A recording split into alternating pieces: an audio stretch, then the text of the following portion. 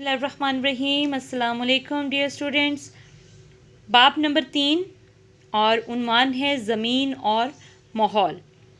इस आज के टॉपिक में से जो हमारा मेन आज का डिस्कशन का टॉपिक होगा वो है मुख्तसर जवाबात दें।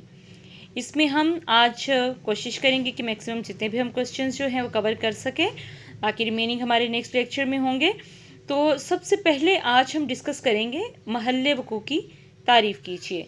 यहाँ पे मैंने आपकी आसानी के लिए सफ़ा नंबर जो हैं टेक्स्ट बुक के वो मेंशन कर दिए हैं ताकि आपको सर्च करने में आसानी हो, और इसके साथ मैं आपको बुक ही से कंसल्ट करके बताऊंगी कि किस जगह पे आपको ये एक्यूरेट आंसर जो है वो मौजूद मिलेगा। जी तो डियर स्टूडेंट्स, जैसा कि आप देख रहे हैं सफ़ा नंबर 60 पर हमारा ये आंसर जो है वो यहाँ से हम इसे स्टार्ट करेंगे। जोग्राफियाई महल्ले वक़ू के लिहाज से हम इसे बताएंगे। दो पॉइंट ऑफ व्यू से हमने इसे बताना है। एक तो जोग्राफियाई लिहाज से हमने इसे बताना है, सेकंड पार्ट में हम इसे डायरेक्शन वाइज बताएंगे। तो इसके लिए हम पहले डिटेल में डिस्कस कर चुके हुए हैं the lines of latitude and longitude lines को, जिसमें खतूत तूल बल्द और अर्ज बल्द की लाइनें हम कर चुके हैं। तो पाकिस्तान जो है वो बेसिकली 24 से 37 दर्जे, अगर हम अर्ज बल्द की लाइनों को डिस्कस करें, यहाँ पे मैं आपकी आसानी के लिए ड्रॉ भी कर दूँ ताकि आपको बहुत ही आसानी के साथ इसकी अंडरस्टैंडिंग हो जाए। जब भी हम ज़मीन को स्टडी करना चाहते हैं, हम दो तरह की लाइंस जो हैं वो ज़मीन ग्लोब पे आप अगर देखते हैं तो हमें ड्रॉन नज़र आएंगी। एक तो होंगे तूल बल्द, खतूते तूल बल्द। खतूते तूल बल्द जो हैं इनकी तादाद कितनी है?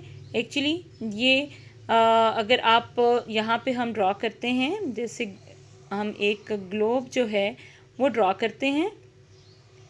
ग्लोब को जब हम मज़ीद अपनी लाइंस में डिफ़ाइन करेंगे, और ये डिफ़ाइन हम क्यों करेंगे, ये सारी जो लाइंस मैं अभी ड्रॉ करूँगी ये तमाम लाइंस इमेजिनरी लाइंस हैं, यानी इनका हकीकत से कोई ताल्लुक़ नहीं है, लेकिन ये लाइंस ड्रॉ की जाती हैं ताकि हम ज़मीन को बहुत ही अच्छे तरीके से अंडरस्टैंड कर सकें, स्पेशली डायरेक्शंस के पॉइंट ऑफ व्यू से। जब भी हम स्टडी करना चाहते हैं मैप्स को तो हम उसको बआसानी समझ सकें।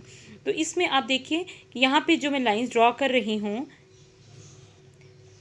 ये लाइंस जो हैं ये ज़मीन का सेंटर, यानी अगर हम इक्वेटर लाइन भी ड्रॉ कर देते हैं यहाँ पे, the equator is a line which is dividing the earth into two equal parts, two equal halves, यानी एक हाफ हमें नॉर्दर्न हेमिस्फीयर की शक्ल में नज़र आ रहा है और दूसरा हाफ जो है वो हमें साउदर्न हेमिस्फीयर की शक्ल में नज़र आ रहा है। तो ये ज़मीन का सेंटर है, जो कि इंग्लैंड का एक इलाका जो लंदन है उसके करीब एक छोटा सा इलाका है ग्रीनविच, जहाँ से ये पूरी ज़मीन का मरकज़ इसे माना जाता है, इस इलाके को। तो यही ज़मीन का सेंटर है जिसकी थ्रू हम इन लाइंस को स्टडी करते हैं। तो यहाँ से अगर हम शुरू करें तो इस तरफ लाइंस की टोटल तादाद जो है, राइट हैंड साइड पे कौन सी डायरेक्शन होगी? ईस्ट डायरेक्शन होगी। तो ये मैंने 180 लाइंस यहाँ पे इस तरफ इमेजिन करें कि हमने ड्रॉ की हैं, और इसी तरह से अगर हम टुवर्ड्स द वेस्ट साइड देखें तो 180 लाइंस ही इस तरफ होंगी। तो टोटल इन लाइंस की तादाद हो जाएगी 180 प्लस 180 डिग्रीज, यानी ये टोटल कितने हो गए? 360 ये लाइंस हो गई। ये हो गई खतूते तूल बल्द, जिसे हम लाइंस ऑफ लॉन्गिट्यूड बोलते हैं। इसके बाद हम देखेंगे ज़मीन को मज़ीद, अगर हम ग्लोब को देखें तो इस पर हमें मज़ीद लाइंस इस तरह से ड्रॉन नज़र आएंगी। आप अगर बहुत आसानी के साथ इसे मज़ीद अंडरस्टैंड करना चाहते हैं तो इसका पूरा लेक्चर जो है हमारा वो आप स्टडी कीजिए, उसको आप बहुत अच्छे से देखिए ताकि आपको बहुत ही अच्छे से अंडरस्टैंडिंग में आ जाए। तो यहाँ पे इस तरह के आपको ब्लॉक्स में डिवाइड की हुई ये इस तरह की लाइंस जो है वो नज़र आती हैं। तो ये लाइंस जो हमने, जिनकी डायरेक्शन जो है वो ईस्ट टू वेस्ट है, इस तरह से ये लाइंस ड्रॉ की गई हैं। अगर हम इसी तरह से इसको सेंटर मानते हुए इन लाइंस को टुवर्ड्स द नॉर्थ डायरेक्शन या फिर towards the south direction count करें तो 90 डिग्रीज इस तरफ हैं और 90 ही इस तरफ हैं। तो इन लाइंस की टोटल तादाद जो है वो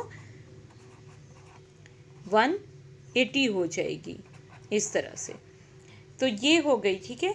इसको हम कहते हैं खतूते अर्ज बल्द। अब जब हम पाकिस्तान का मैप देखते हैं कि पाकिस्तान किस जगह पे वाक़ है, तो इन लाइंस को जब हम स्टडी करते हैं तो इस तरह से अगर पाकिस्तान का ये मैप जो है वो मौजूद है, वर्ड पे, तो हम देखते हैं कि 0 लाइन से अगर हम काउंट करते हुए पाकिस्तान जहाँ से स्टार्ट हो रहा है वहाँ पे देखेंगे तो वो 24 डिग्री से स्टार्ट होकर 37 डिग्री तक अगर हम इन लाइंस को यानी खतूते अर्ज बल्द को काउंट करें तो हम यहाँ पे आते हैं। तो ये 24 से लेकर खतूते अर्ज बल्द में 24 से लेकर 37 दर्जे अर्ज बल्द शुमाल की डायरेक्शन में पाकिस्तान वाक़ई है। और इसी तरह से जब हम तूल बल्द की लाइंस को काउंट करेंगे तो हम कहेंगे कि पाकिस्तान 61 से 77 दर्जे तूल बल्द मशरिक़ के दरमियान वाक़ई है, यानी यहाँ से लेके यहाँ तक ये जो डायरेक्शन है ये मशरिक़ है और ये मशरिक़ के दरमियान में पाकिस्तान जो है वो वाक़ई है। इस तरह से आप इसकी डायरेक्शन बताएंगे। जबकि इसके बाद अगर आप सिंपली पाकिस्तान का मैप जो है वो इस तरह से ड्रॉ करते हैं तो पाकिस्तान के मैप को आपने हमेशा अंडरस्टैंड करना है कि कोई भी मैप जब आप स्टडी करेंगे तो आप उसके ऊपर सिंपल अपनी डायरेक्शंस जो है वो इस तरह से ड्रॉ करेंगे, मशरिक़, मगरिब, जनूब और ये शुमाल। इस तरह हम देखेंगे कि पाकिस्तान के शुमाल में चीन वाक़ई है, ईस्ट की तरफ यानी मशरिक़ में भारत वाक़ई है, साउथ में अगर हम देखें तो यहाँ पे अरेबियन सी है जो कि कराची सिंध के साहिल पे मौजूद है, सुबह सिंध के। उसके बाद वेस्ट साइड पे देखें तो ईरान वाक़ई है, जबकि नॉर्थ वेस्ट यानी शुमाल मगरिब के दरमियान में यहाँ पे देखें तो हमें अफ़गानिस्तान जो है वो नज़र आएगा। ये पाकिस्तान की 2 हवालों से हम डायरेक्शंस जो हैं वो मैयर करेंगे, जिसकी डिटेल्स जो हैं वो आपके लॉन्ग क्वेश्चन के अंदर मौजूद हैं। तो अभी आपने सिंपली इसको जोग्राफियाई लिहाज से बताना है और इसको सिमतों के हवाले से बताना है। डियर स्टूडेंट्स, हमारे नेक्स्ट क्वेश्चन है पाकिस्तान के 4 कुदरती खित्तों के नाम बताइए। जैसा कि आपको यहाँ पे नज़र आ रहे हैं, यहाँ पे 5 खित्ते मौजूद हैं, इनमें से कोई से 4 नाम आपने बताने हैं। लेकिन इससे पहले, इनके लिखने से पहले आपने इसकी डेफिनेशन लाजमी देनी है। यानी कुदरती खित्ते से मुराद ऐसा इलाका है जिसमें मौसम, उसकी वेजिटेशन यानी नबातात, उसकी पॉपुलेशन, लोगों के रहन सहन के तौर तरीके एक जैसे हों। इस वर्ड को आप हम अंडरलाइन कर रहे हैं, इस वर्ड पे हम फोकस करेंगे। जब इन सारी बातों में ये मुश्तरक होते हैं, सब लोगों का सेम होता है, एक जैसा पैटर्न होता है, तो हम इसे कुदरती खित्ता कंसीडर करते हैं। अब इस कुदरती खित्ते में ज़मीन का ये वो इलाका है जिसकी सतह ज़मीन की बुलंदी, इसकी पस्ती यानी अप्स एंड डाउन्स उस जगह के, उसका टेम्परेचर, उसकी बारिश, उसकी वेजिटेशन, उसकी जो एनिमल्स हैं, उसके हैवानात और इंसानी काम काज तकरीबन मिलते जुलते हों, तो ऐसे इलाकों को हम कुदरती खित्ते कहते हैं। यानी मैदानी इलाके, आप किसी भी इलाके में जाएंगे आपको सेम पैटर्न पे लाइफ जो है वो नज़र आएगी। इसी तरह से सहराई इलाके किसी भी जगह के हों, चाहे खारान के हों, चाहे थल के हों या थर के हों, यहाँ के लोगों का भी ज़िंदगी गुजारने का तौर तरीका, रहन सहन जो है वो एक जैसा ही होगा। इसी तरह से साहिली इलाके जहाँ पे दिन और रात के टेम्परेचर में कोई ख़ास फ़र्क नहीं होता है, ये भी सेम ही आपको नज़र आएगा। इसके बाद है खुश्क और नीम खुश्क, यानी जो बिल्कुल जहाँ पे कम बारिशें होती हैं। इसके साथ मरतूब और नीम मरतूब पहाड़ी इलाका है जहाँ पे ज़्यादा बारिशें होने की वजह से, जैसे नॉर्थ डायरेक्शन में होने वाले जो मौजूद पहाड़ हैं वहाँ पे बारिशों की मिकदार ज़्यादा होती है, तो इसलिए मरतूब और नीम मरतूब जो पहाड़ी खित्ता है ये मौजूद होता है।